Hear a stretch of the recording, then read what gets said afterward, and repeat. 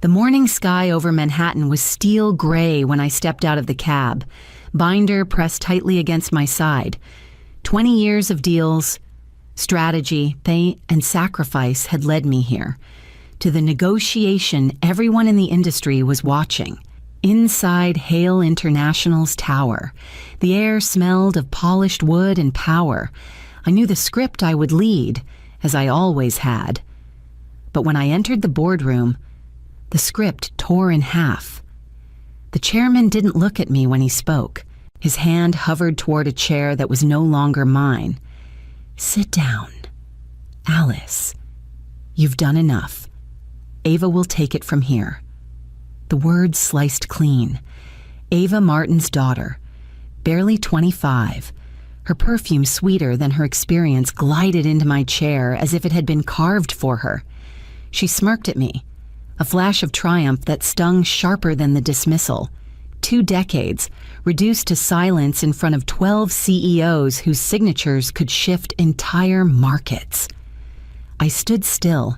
My fingers tightened around the leather edge of my binder, the pages within thick with every clause and signature I had nurtured into existence. I didn't protest. I didn't plead. I sat at the far end of the room, an observer in the empire I had built. Across the table, a German executive leaned closer, his voice low enough for me alone. "Without you, this table is already unstable." I turned slightly, enough to catch his meaning. My presence wasn't decoration. It was foundation. They didn't understand that yet. I kept my gaze steady, my face composed, while Ava stumbled through introductions with a brittle confidence. The others nodded politely, but their eyes flickered toward me, measuring the weight of my silence. They thought obedience kept me quiet, but silence was my choice, a blade honed in shadows. Inside my binder wasn't just paperwork, it was a weapon forged from years of being overlooked. I folded my hands in my lap and breathed steadily. Let them smirk. Let them believe. The game had already begun, and they hadn't realized I was still the one holding the board. And as I sat there, the memories of how I had once been promised loyalty would pay began to surface. I can still see Martin's hand the first time it clasped mine firm, commanding, a gesture that carried the weight of a promise. "Loyalty is rare," he said, his eyes sharp with the kind of certainty that makes you believe. "Prove yours, and I'll make sure it pays." I believed him with the faith of someone desperate to carve a place in a world that never offered second chances. So I did. Year after year, deal after deal. I gave more of myself than I ever admitted out loud. One Christmas Eve, while families gathered around fireplaces, I was in a Tokyo skyscraper, staring at contracts that smelled faintly of fresh ink and jet fuel. In Paris, I signed an acquisition while my brother's voice broke over the phone telling me our father was gone. In Dubai, a fever racked my body, the IV drip still taped to my arm as I initialed pages that would shift markets. I told myself it was worth it, that one day the ledger of sacrifice would balance. Martin certainly acted as if it would. He introduced me at conferences as the backbone of his empire, paraded my victories in front of shareholders, used my name to win trust. But when the boardroom doors closed, my seat was never truly mine. The board remained a family inheritance, a fortress built for bloodlines, not loyalty. The years layered like stones. Every contract I closed, every red-eye flight I endured, every night I traded sleep for negotiations became another brick in the chain I carried. What began as loyalty hardened into something heavier. The promise that it would pay had turned into a leash I wore without realizing. And now, in that same boardroom where Martin once praised me as indispensable, he had shown the truth. That chain was never meant to lift me higher. It was meant to hold me down until he was ready to replace me. I sat in silence, the memory of his first words echoing bitterly. And with each echo, I knew I could no longer pretend that loyalty was my shield. It was time to see it as my weapon. It started so quietly, I almost convinced myself it was coincidence. A meeting shifted without warning, the new calendar invite sent to everyone but me. When I asked about it, Martin smiled too easily, assuring me it must have been a clerical error. Then came the memos projects I had built line by line, scrubbed clean of my name. Clients began forwarding threads to me, confused why I hadn't responded to emails I'd never received. Each time, the explanation was the same: strange oversight, accidental omission, nothing intentional. But in the hallways, the whispers told the truth. Succession. Family first. Ava is the future. The betrayal seeped through every corridor of Hale International. It wasn't the blunt knife of being fired, it was the slow carving away of my presence until nothing remained. They weren't pushing me aside. They were preparing to erase me. The final humiliation came at a preliminary session in February. I had built a strategy deck over 3 sleepless weeks, every slide layered with nuance, forecasts, and contingencies only I could explain. And yet it was Ava who walked to the podium, clutching the clicker like a child holding stolen jewelry. She stumbled through terms she didn't understand, mispronounced names of partners I had cultivated for years. The CEOs shifted uncomfortably in their seats, their eyes darting to me in the back row. I felt my face burn, but not with shame. Shame belongs to the guilty, and I had done nothing but give. What seared through me was realization. Martin wasn't preparing me for retirement. He was plotting to sever me entirely, to force me out before my deferred compensation could vest. 20 years of service reduced to nothing more than a liability on his balance sheet. I sat there, unmoving, my hands folded. If they wanted me invisible, they would soon learn how dangerous invisibility could be. The night after that session, I opened my binder, not for comfort, but for war, determined to dig through every contract I had ever touched until I found the fault line they had overlooked. Rage has a way of burning hot and then settling into something sharper, colder. I refused to waste it on shouting matches in hallways or hollow appeals to a board that had already chosen blood over merit. Instead, I turned it inward, channeled it into hours under the dim light of my apartment, surrounded by towers of contracts, binders, and archived deals. For weeks, I lived among the pages of Hale International's empire, dissecting every merger, every restructuring, every footnote that most executives skimmed over. I read until the words blurred, then read again. Somewhere in those clauses, I knew, was a hinge on which the whole empire turned. And then I found it, buried in the restructuring agreements of a transatlantic deal 3 years earlier. There it was, one clause, written in legal jargon so dry it could have been dust. Yet it was fire. It bound 12 international partner CEOs into a collective negotiation framework valid only if I, Alice Moreau, was present to witness and validate the terms. Without my signature, the framework unraveled, leaving every agreement null. At the time, it had been nothing more than a safeguard, a way to streamline authority and prevent disputes over multiple signatures. I had drafted it myself, tucked it into the pages without fanfare, certain it would never matter.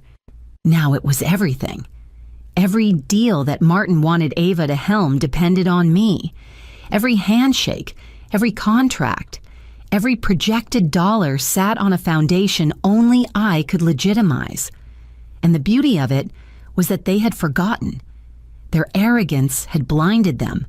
In their rush to crown Ava, they had overlooked the silent ink of their own agreements. I leaned back in my chair, fingers pressed against the page, what they thought was my weakness. My silence was the perfect disguise. They believed I was cornered. They didn't know that every dotted line curved back to my pen, and as I closed the binder, the edges warm from my grip. I knew I had found my weapon. The only question left was how long I could keep it hidden before Martin or Ava noticed the trap waiting for them. The night before the negotiation, I laid out my suit as if it were armor. Navy blue, pressed sharp enough to cut. My shoes polished until they reflected the lamplight. I braided my hair back, steady hands smoothing away every stray strand. The binder waited on the desk, its weight more than paper, its spine rigid as a blade. I heard my father's voice in memory, low and patient. Don't raise your voice. Alice, raise your terms. Sleep never came. But at dawn, I felt sharper than I had in years. I walked into Hale International's tower as though into a battlefield, my pulse even, my mind honed. The air of the lobby reeked of power and perfume. Martin was already waiting outside the boardroom, his smile brittle, stretched too thin. Alice, he said smoothly, good of you to join. You may observe from the side. This is Ava's moment. His hand brushed my shoulder as though the gesture softened the knife. Ava stood beside him, glowing with rehearsed confidence, her smile wide enough to hide the cracks she didn't know I could see. I stepped into the boardroom, the skyline of Manhattan looming beyond the glass. 12 CEOs arranged themselves like chess pieces, their papers aligned, their pens poised, their eyes darting toward me. I folded my hands, my pulse steady, the weight of silence anchoring me. The moment had not yet come. I fixed my gaze on the clock as the second hand approached its mark. At 9:47, the stage I had prepared in secret would ignite. The second hand reached its mark, and at exactly 9:47, the room shifted. 12 chairs scraped back against polished hardwood in a sound so sharp it cut through Ava's fumbling words. The noise was perfectly synchronized, like a symphony conducted by a hidden hand. Briefcases snapped shut. Pens clattered onto the table, and the air thickened with the weight of collective refusal. The German executive, broad-shouldered and severe, rose first. His voice carried across the room with the precision of a verdict. Without Alice Moreau, this negotiation is invalid. Our contracts are explicit. The others echoed him not with words, but with action papers gathered, phones pocketed, eyes steeled with decision. Their movements were deliberate, choreographed as if rehearsed for this very moment. They weren't walking out on a deal, they were walking out on Martin. I sat still in the corner, hands folded neatly over my lap, my binder untouched. My pulse did not quicken. My face did not shift. This was not surprise, it was inevitability. Martin's complexion drained of color, his jaw working soundlessly before words sputtered out, half-formed and useless. His hand twitched toward Ava as if to anchor himself, but she was frozen. Her smirk gone, replaced by a wide-eyed confusion that made her look like a child caught playing dress-up. The silence after the last door closed was more deafening than the scraping chairs had been. For the first time in 20 years, Martin had no script, no leverage, no audience willing to nod along. He turned slowly toward me, and the fury in his stare was laced with something rarer fear. I didn't move. I let the silence fill every inch of the room until it pressed against his chest as tightly as his failing empire. The boardroom that had always been his fortress was now his prison, its windows too tall, its walls too heavy, its air too sharp. And I knew, as his glare landed on me, that the empire he had tried to secure for his daughter was already cracking under the weight of the woman he had betrayed. Martin's fury broke the silence first. His chair scraped violently against the floor as he shot to his feet. "What the hell did you do?" "Alice." His voice cracked at the edges, rage bleeding into panic. Slowly, deliberately. I reached for my binder. For hours it had rested closed at my side, a silent witness. Now, as I opened it, the pages glinted with yellow highlights that glowed like live wires. I slid one sheet across the table, tapping the paragraph that had just detonated his empire. "You should read what you sign." "Martin," I said softly, my tone steady as steel, "especially when you build your empire on someone else's back." His eyes darted across the clause, the color draining from his face as the words confirmed what the empty chairs had already proven. Ava made a desperate sound, thin and high, as if a single note could change the outcome. "This isn't fair. She can't just—" Her voice cracked under its own weakness. She looked at me as though I had drawn a knife across the room, the blade gleaming just for her. Martin snapped at her, then turned back to me, scrambling for control. "Fine. We'll draft a replacement contract. They'll sign again tomorrow. This isn't finished." I flipped to another page, sliding it across with the precision of a surgeon. "It is finished. Any substitute agreement signed without my validation incurs penalties exceeding $300 million in liquidated damages." The air between us thickened, the trap snapping shut in a way even he couldn't untangle. The clauses had been buried, overlooked, dismissed as technicalities, but I had forged them years ago knowing someday they might be my only shield. Now they were more than a shield. They were a cage around Martin's empire, every bar tightened by his own arrogance. He sank back into his chair, fists clenched on the table, a king dethroned by his own negligence. Ava's eyes darted between us, wide with disbelief, as if she had only just realized she was a pawn in a game she couldn't play. And as Martin sat trapped in silence, I knew the collapse had only begun. By the afternoon, the headlines were everywhere. Hale International fumbles $1.8 deal. Succession misstep, stock plummets. The story spread like wildfire through financial networks, hashtags multiplying faster than Martin's lawyers could type. By evening, the footage of the CEOs walking out at 9:47 was replayed on every business channel, dissected frame by frame as if it were a crime scene. Partners began withdrawing within hours, some issuing terse public statements, others cutting ties quietly but decisively. Lawsuits appeared on the horizon like vultures circling a dying animal, each one waiting for the perfect moment to dive. Ava's name became poison overnight. The press branded her inexperienced and reckless, a symbol of nepotism gone catastrophic. Photographs of her smirk at the table were splashed across headlines beside charts of Hale International's falling stock price. Her confidence had curdled into ridicule. Martin, stripped of his aura, found no allies left at the board. The same directors who had nodded through his succession plan now whispered in corners, avoiding his eye. For the first time in decades, he looked like what he was, a man whose empire had been hollowed out by arrogance.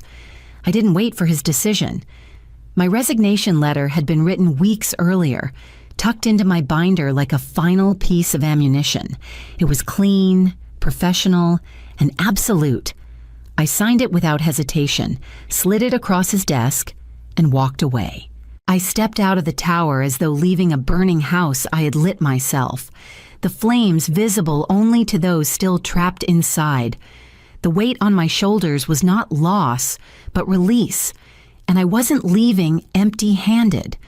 My contract, ironclad and ignored by those who thought I was dispensable, guaranteed a deferred compensation package for 20 years of service.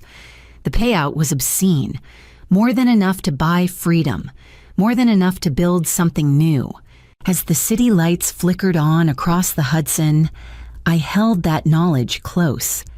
Their collapse was only the beginning. My future would not be built on ashes, it would rise on foundations they never saw coming. The lease was signed in a quiet office on the west side, a space with wide glass windows that opened to the Hudson.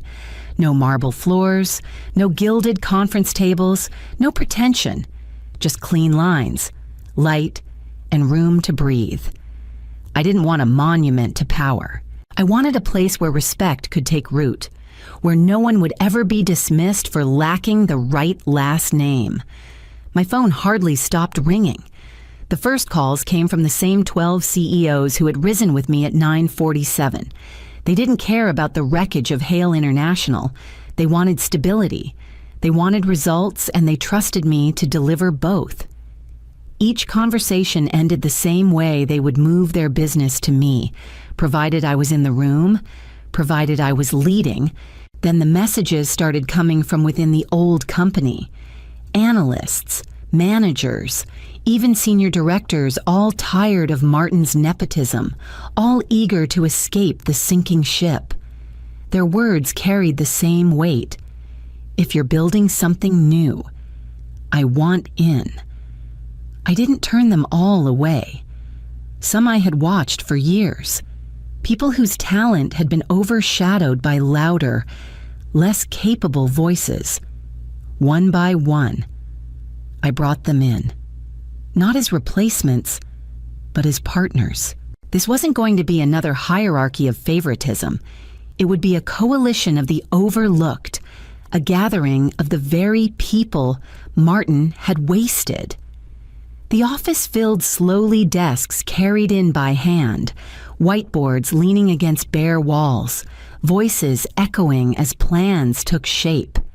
It wasn't glamorous, but it felt alive in a way the old boardroom never had.